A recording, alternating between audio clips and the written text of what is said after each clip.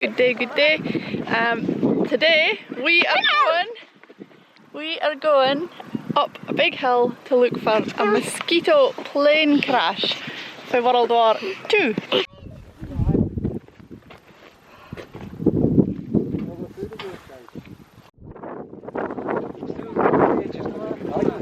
Yeah, that's sandwiched in there. So you find these, there's lots of routes all around Shetland, and this one is following like an old peat road. This is all like area peatland where people would come and cut peats. So we're just going to follow the road, but I'd imagine that the road will disappear and it'll just be open moorland. But the place that we're going is Royl Field, which is that hill in the distance. I think it's a 5-kilometre walk, which is about 3 miles. And yeah, hopefully we'll not get lost in a peat bog. A bottomless hole, that's what they call them.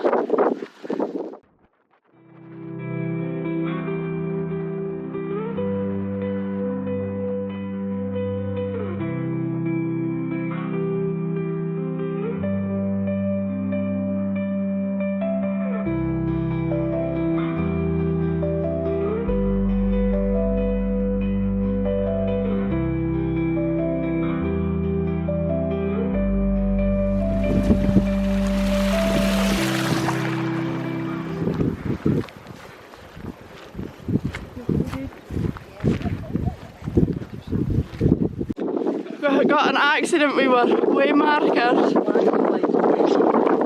Landslide. And what else is it, Lena? Snow clinging on. So there's the next point.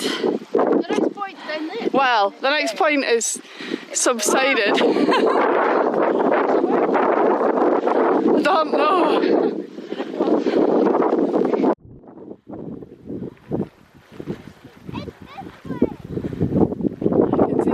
On the horizon.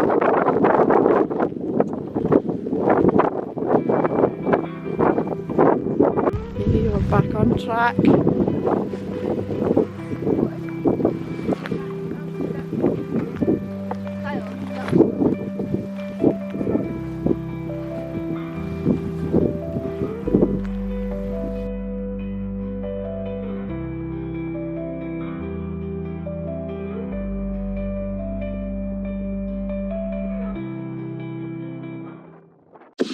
We're hoping that this is the crest of the hill coming up and not a false summit.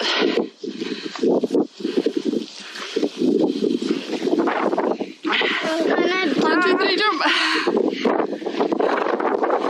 Oh, we're at the top! Maybe we've just got to locate the plane.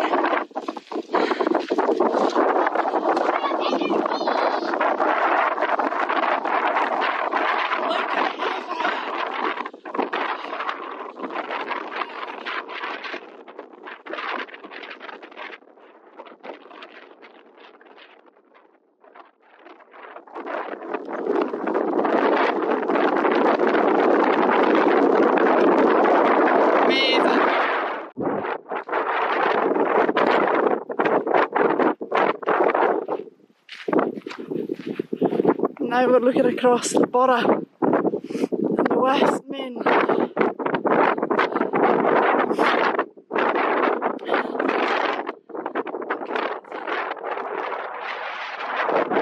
What a place!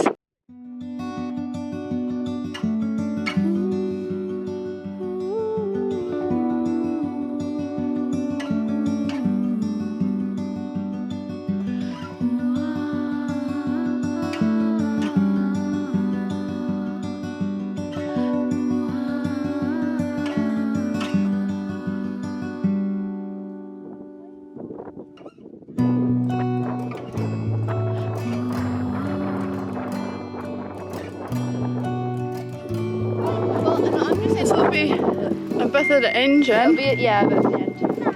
It's all scattered, so we can't like me. Yes. Yes! Oh, there's a bit here.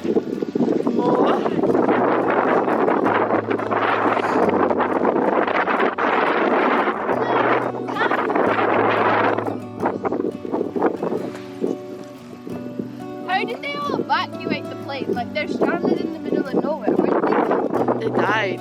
Are they up? Oh. I'm crouching out of the wind with these views. But yeah, it's a really, really poignant memorial.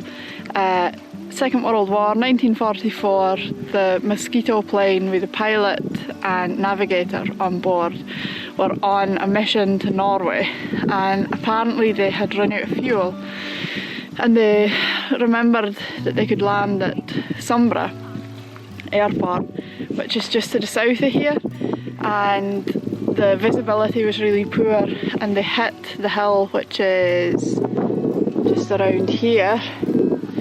So apparently they clipped the hill and then just crash landed in this kind of depression just at Royl Field, which is, it kind of makes up the spine of the South Mainland. So when you're driving down the South Mainland, or if you're out in Sumburgh, it's the big hills that you see forming that spine of the island.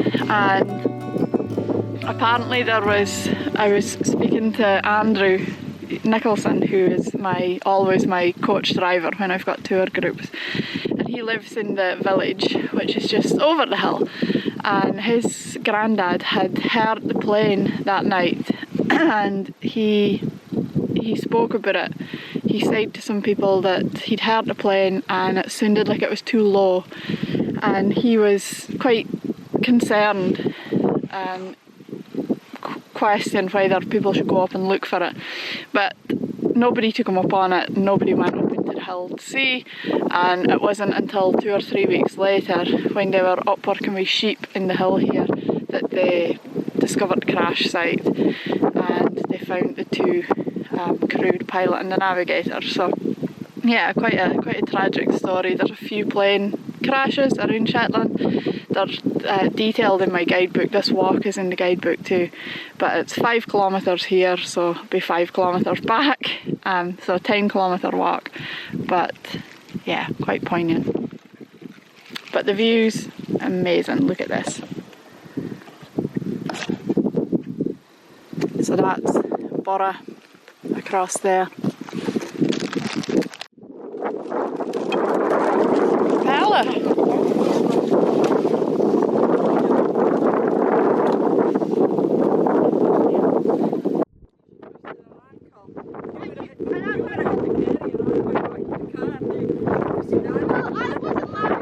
I wasn't laughing when you were in the box and you fell into that.